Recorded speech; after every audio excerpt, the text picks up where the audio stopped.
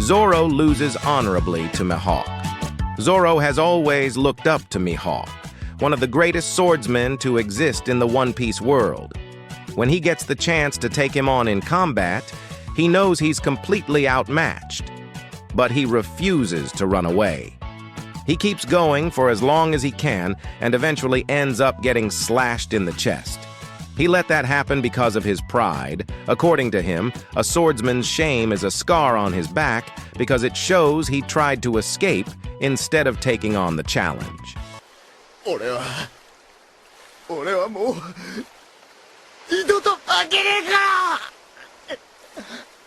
Luffy uses Conqueror's haki at Fishman Island.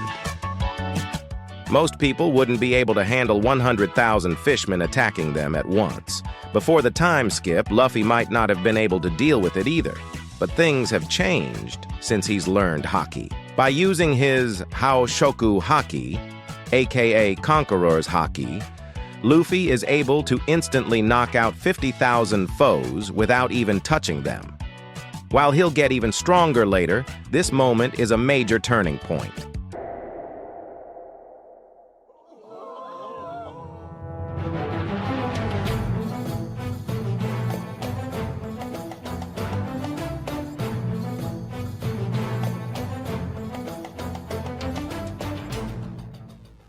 Luffy saves Law from Doflamingo.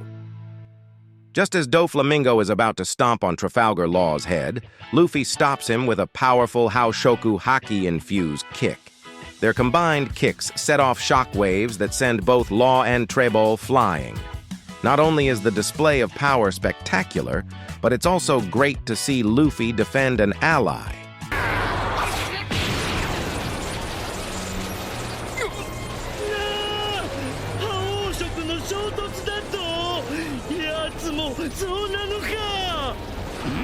The walk to Arlong Park. Only One Piece could make a simple walk seem so epic. After Nami casts aside her pride and begs for Luffy to help her wrest her village from Arlong's control.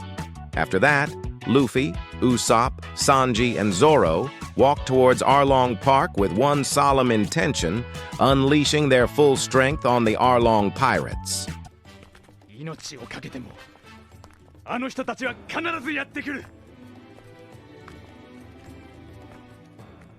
Sogeking sets the world government flag on fire. Pirates try to stay out of the world government's way.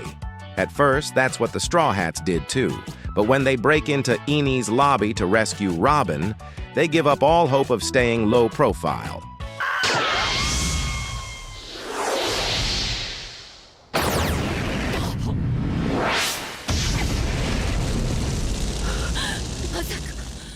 Sanji thanks Enel for a light after getting electrocuted.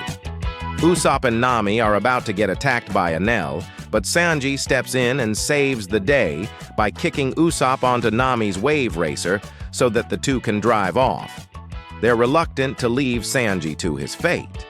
But this moment makes it clear that even if Sanji can't handle Enel's electric powers physically, he can handle them mentally. After getting electrocuted to near unconsciousness, he still has the presence of mind to sarcastically thank Enel for lighting his cigarette.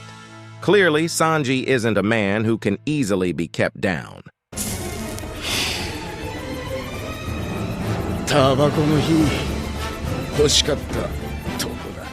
Whitebeard's last stand. This moment is both epic and absolutely heartbreaking. After sustaining 267 sword wounds, 152 bullet wounds, and 46 cannon shots, Whitebeard passes away. But he doesn't crumple to the ground. He stays on his feet. What's more, he doesn't have a single wound on his back, implying that he never once got hurt while running away from the fight. Though his loss is a tragic one, it's also a fitting one for such a great and powerful man. And yet, if you were to look upon the proud back of this great man, you would see that in this battle, and indeed his entire life as a pirate, it remained unmarred by any sign of retreat. Shanks stops the Marineford War. Just as Akainu is about to shove his magma fist into Kobe's face, Shanks stops him with his sword. Normally, no sword would be able to accomplish such a thing, but Shanks is just that strong. Because he's both feared and respected, his mere presence is enough to bring the already overextended war to a close.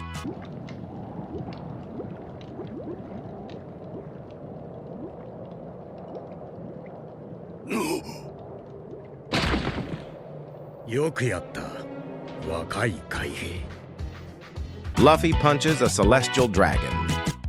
The consequences for punching a celestial dragon in the face are dire, but after Luffy watches the slave-trading elite shoot his friend Hachi, he doesn't care. He hauls off and gives that creep exactly what he deserves, right in the face. While it's certainly possible to argue that this wasn't the smartest move, it was also a moment of pure triumph.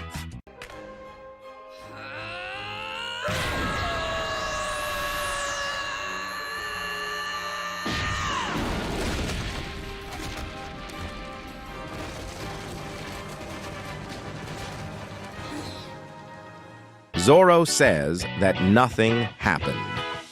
Zoro can be extremely stoic, and there are few scenes that show it better than this one. After taking on all of Luffy's pain and damage, he claims that nothing happened, even though he's covered in blood and in obvious agony. While it's debatable whether that level of stoicism is mentally healthy, it's hard to argue that it isn't badass.